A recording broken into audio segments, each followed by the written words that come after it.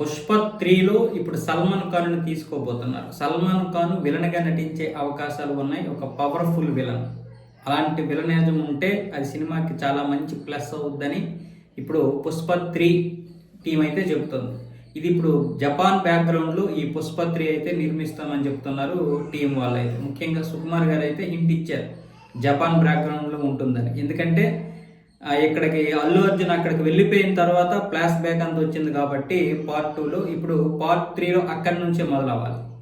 So అక్కడి నుంచి ఈ సినిమాని మొదలు పెట్టబోతున్నారు. ఒకవైపు ఏమొచ్చేసి సల్మాన్ ఖాన్ విషయంలో చాలామంది ఇది తప్పుడు నిర్ణయం, అతనికి యాక్టింగ్ రాదు కదా, యాక్టింగ్ రాని వ్యక్తిని తీసుకొని అనవసరంగా మీరు ప్రయోగాలు చేస్తున్నారని కొంతమంది అంటున్నారు. కానీ ఇది యూనివర్సల్ సినిమా అవుద్ది. యూనివర్సల్ అంటే ముఖ్యంగా పాన్ ఇండియాలో మంచి బడ్జ్ వస్తుందని అంటున్నారు. కానీ సల్మాన్ ఖాన్తో వేస్ట్. నా అభిప్రాయం కూడా అంతే. సల్మాన్ ఖాన్కి యాక్టింగే రాదు, పైగా అతనికి చాలా నెగిటివ్ ఉంది.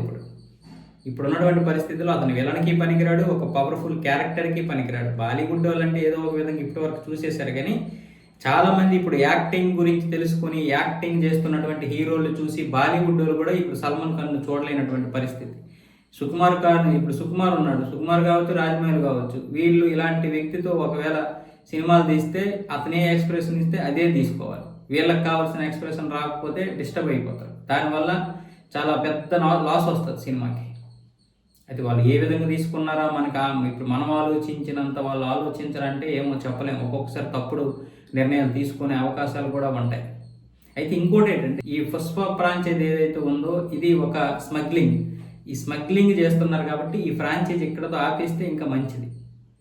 సుకుమార్ గారికి కూడా ఇంకా మంచి కొత్త కొత్త సినిమాలు తీయొచ్చు. కానీ ఈ విధంగా స్మగ్లింగ్ని ఆపేస్తే మంచి సినిమా. కానీ కాకపోతే స్మగ్లింగ్ని కూడా జనాలు బాగా ఆదరిస్తున్నారు. ఇలాంటి సినిమాలే జనాలకు కూడా కావాలి. కాబట్టి ఇవే కోట్లు అంటే వేల కోట్లు కురిపిస్తున్నాయి కాబట్టి కలెక్షన్ పరంగా ఇంకా దీన్ని ఆపే ప్రసక్తే ఉండదు.